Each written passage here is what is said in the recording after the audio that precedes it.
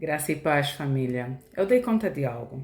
Cada vez mais e mais as pessoas preferem pregar a condenação do que a graça por causa da nossa natureza humana. Vou explicar o que é que eu quero dizer. Por mais que nós falamos que vivemos pela graça, aqueles que entregaram a sua vida a Jesus Cristo como seu Senhor e Salvador, aqueles que entendem que Jesus Cristo veio aperfeiçoar a lei e que agora vivemos na graça, por mais que falamos isso e por mais que queremos isso, a maioria das pessoas, consciente ou subconscientemente, prefere voltar para a lei. Por quê? Orgulho. Porque a lei, ela mete a pessoa em classes diferentes. A lei, ela é ótima para pessoas que gostam de seguir as regras. A lei é ótima para pessoas que acreditam nas suas próprias obras. A lei é obra para as pessoas que querem se mostrar ser melhores do que os outros, ser mais obedientes, ser mais dedicados, ser mais isso e mais aquilo. E quando nós pregamos ou falamos sobre a graça, esse tipo de pessoa não gosta, porque a graça significa que tanto tu, que fazes tudo corretamente, quanto eu, que sou uma simples pecadora, perante os olhos de Deus, estamos os dois no mesmo nível. E Deus nos ama igualmente. Não te ama mais a ti, porque você é mais perfeito. E a razão disso é porque Deus, quando olha para nós, Ele não vê a nossa perfeição. Ele vê a perfeição de Cristo, que é a única perfeição que conta. A outra razão que as pessoas preferem pregar condenação do que graça é porque, no fundo, as pessoas não creem no poder da graça do Senhor. Uma das passagens que mais incomoda pessoas extremamente religiosas vem do livro de Efésios 2, versículo 8, que diz: "Pois pela graça vocês são salvos, por meio da fé." Para eles não é suficiente você ser salvo através da graça por meio da fé, pois eles querem ser salvos a partir das suas obras, para mostrarem que são mais capazes do que aqueles que não conseguiram fazer as obras que eles conseguiram. Continuando com esse versículo. "Pois pela graça vocês são salvos por meio da fé, e isto não vem de vocês." Esta graça não vem de vocês. É dom de Deus. Outras traduções dizem, é presente de Deus. Ser salvo pela graça através da fé é um presente que Deus nos deu. É um presente não merecido. É um presente que não está ligado às tuas obras. Oh, achas que eu estou a mentir? Continuando. "Não por obras, para que ninguém se glorie." Quando você aceita e confessa Jesus Cristo como teu Senhor e Salvador, arrepende-se do seu pecado e diz que pela fé você acredita que Ele é o Filho de Deus, que desceu aqui na terra, que morreu por ti e por todo o teu pecado e pelo pecado de toda a humanidade na cruz, que Ele foi morto, foi ressuscitado no terceiro dia e hoje senta à direita do Pai. Quando você não só professa, como você também acredita através da fé, pois você não estava presente para ver essas coisas acontecerem, por isso é necessária a fé. Quando isso acontece, vem uma graça gratuita sobre ti de Deus que te dá acesso à salvação.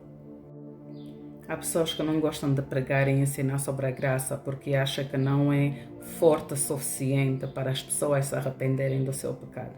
Há pessoas que acham que falando sobre o inferno constantemente vai fazer as pessoas mudarem por causa do medo de ir ao inferno. Em outras palavras, para eles a condenação ao inferno ou a pregação da condenação ao inferno é mais eficaz do que a pregação do Evangelho da Paz. No livro de João capítulo 8 temos a história da mulher que foi pega em flagrante cometendo adultério. Segundo a lei, era para essa mulher ser apedrejada. Mas como Jesus Cristo já estava presente e a presença dele, a mera existência de Jesus Cristo, representava o fato que a lei já tinha sido completa e aperfeiçoada e agora era a altura de operar sobre a graça. O que nós vimos acontecer sobre essa mulher é a melhor explicação de como opera a graça. A lei diz que você deve ser apedrejada.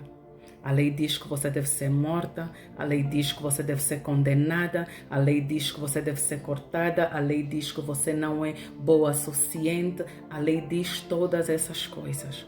Mas Jesus, o que é que Jesus diz? A primeira coisa que Jesus Cristo faz, antes de se dirigir à mulher, é lidar com os seus condenadores, que eram as pessoas que estavam aí prontos a tirar as pedras. E ele diz, no versículo 7, eu não vou ler tudo para não ficar o vídeo muito longo, mas por favor, vão ler João 8, a partir do versículo 1 até o versículo 11. Amém? Jesus diz no versículo 7 que aquele de vocês que está sem pecado seja o primeiro a tirar a pedra contra ela. Então, primeiro ato de Jesus Cristo, enfrentar o condenador. Versículo 9 nos mostra como começaram a sair um a um, começando pelos mais velhos. O que é que representava? Por que é que aqui está escrito começando pelos mais velhos? Porque os mais velhos são aqueles que são os protetores da lei. São aqueles que vêm estado a estudar e a pregar a lei durante todo aquele tempo. Eles foram os primeiros que se meteram a sair um por um, até que os outros depois seguiram. Os professores foram os primeiros a sair e depois os alunos. Jesus Cristo, no versículo 10, diz à mulher, aonde que estão os teus condenadores? Ninguém te condenou? Cadê os teus condenadores quando Jesus Cristo entra em cena? Cadê? Não pode ficar nenhum. Eles saem um por um. Aquela condenação que você está a passar na tua mente, ela desaparece quando você se aproxima de Jesus Cristo. Quando Jesus Cristo entra em cena. Versículo 11, ela responde a Jesus Cristo, ninguém, Senhor, não ficou ninguém. E disse-lhe Jesus, então nem eu também te condeno. Vai-te, e o mais importante, e não peques mais. Ao contrário do que muitos pensam, a graça não é uma carta branca para você voltar a pecar, não. Aqueles que têm um real entendimento da graça do Senhor são aqueles que não voltam a pecar, pois sabem que é uma graça que não é merecida. O que faz uma mulher como essa não voltar a pecar não é o medo de voltar a ser apedrejada, não é a condenação, é o amor de Cristo, é a graça que lhe foi dada, que lhe faz nunca mais querer voltar a pecar. O entendimento da graça de Deus é suficiente para as pessoas pararem de pecar. Não é preciso adoçar, não é preciso meter o medo tão grande nas pessoas, que as pessoas ficam a olhar para Deus, para Jesus Cristo, começa que está aí só prontos a castigar cada um dos seus passos. Não. Se a graça não fosse mais eficaz e mais poderosa do que a lei, Deus iria nos deixar continuar a viver sob a lei. Existe a razão que Ele, o onipotente, o onisciente, omnipresente, o Criador deste mundo, o que sabe mais do que todos nós, Ele sabe o porquê que Ele fez com que Jesus Cristo viesse à Terra, para que nós agora pudéssemos ser salvos pela graça, através da fé. Amém?